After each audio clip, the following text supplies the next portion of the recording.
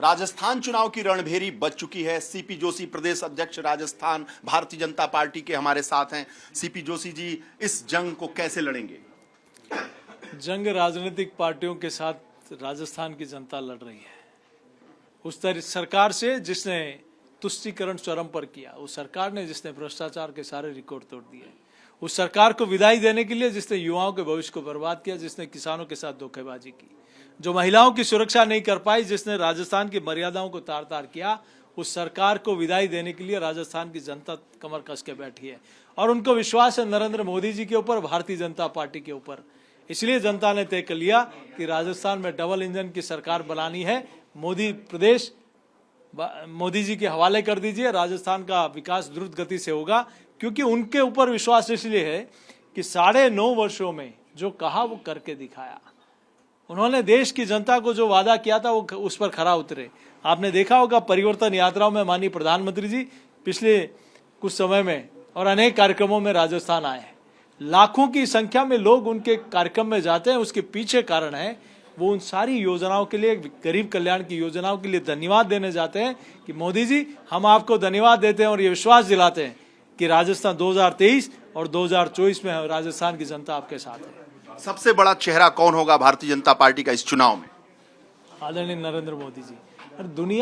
दुनिया में इससे बड़ा लोकप्रिय चेहरा नहीं है। दुनिया जिनके सामने, जिनको अपना अभिभावक मानती है, हमारा सौभाग्य है कि आदरणीय नरेंद्र मोदी जी जैसा लोकप्रिय नेतृत्व, जिनके ऊपर देश की जनता का अगाध विश्वास है, अटूट विश्वास है, ऐसा नेतृत्व हमारे पास है। नरेंद्र मोदी के चेहरे पे आप चुनाव लड़ेंगे और जब जब नरेंद्र मोदी का दौरा यहाँ होता है तब तब अशोक गहलोत, कांग्रेस उन पर कटाक्ष करती है।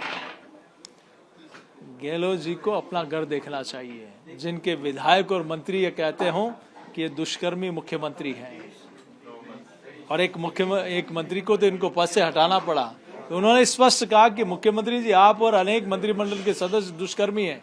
अगर आप नहीं हैं तो अपना नार्को कराइए। एक भी माइकल लाल सामने नहीं आया। इन्हीं के विधायक मंत्रियों ने कहा कि आप भ्रष्टाचार, अखंड भ्रष्टाचार में डूबे हो, 50% से बिना कोई काम नहीं होता।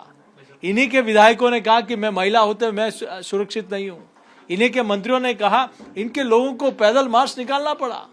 इनके लोगों ने कहा कि ये माइनिंग में, ये पूरी की पूरी सरकार माइनिंग घोटाले में लिप्त है। तो इनको अपना आईना खुद देखना चाहिए और जनता ये सब कुछ देख रही है। आखिरी सवाल, भारतीय जनता इंतजार कर रही है 2023 का, और उसमें इसका हिसाब चुकता करेगी। आखिरी सवाल, भारतीय जनता पार्टी पर राजस्थान की जनता क्यों विश्वास करे? सीपी जोशी पर क्यों विश्वास करे? नरेंद्र मोदी पर क्यों विश्वास करे? वसुंधरा राजे पर क्यों विश्वास करे? विश्वास इसलिए करे कि भारतीय जनता पार्टी और नरेंद्र मोदी जी ने जो कहा वो करके दिखाया। कहा कि हमारी पूर्ण सरकार बनते ही हर घर में शौचालय बनेगा, हर गरीब को आवास मिलेगा, हर महिला के घर में उज्ज्वला का कनेक्शन होगा, हर घर में जनधन का खाता होगा, मुद्रा योजना में महिलाओं की भागीदारी, चाहे बेटियों के लिए अनेक ऐसी योजनाएं, बच्ची के जन्म से लेकर उसके विवाह और शिक्षा तक की सारी व्यवस्थाएं। यह देश पहली बार देख रहा है कि 33% आरक्षण। कई सरकारें आई और गई, वादे किए, लेकिन कानून अगर किसी ने बनाया तो नरेंद्र मोदी जी की सरकार ने। आज बच्चों के लिए सैनिक स्कूल में पहली बार रास्ता किसने खोला? सीआईएसएफ और सीआरपीएफ में पहली बार हमारी बहन बेटियों की प्रवेश किस सरकार में हुआ? आज पहली बार देश की जनता देख रही है।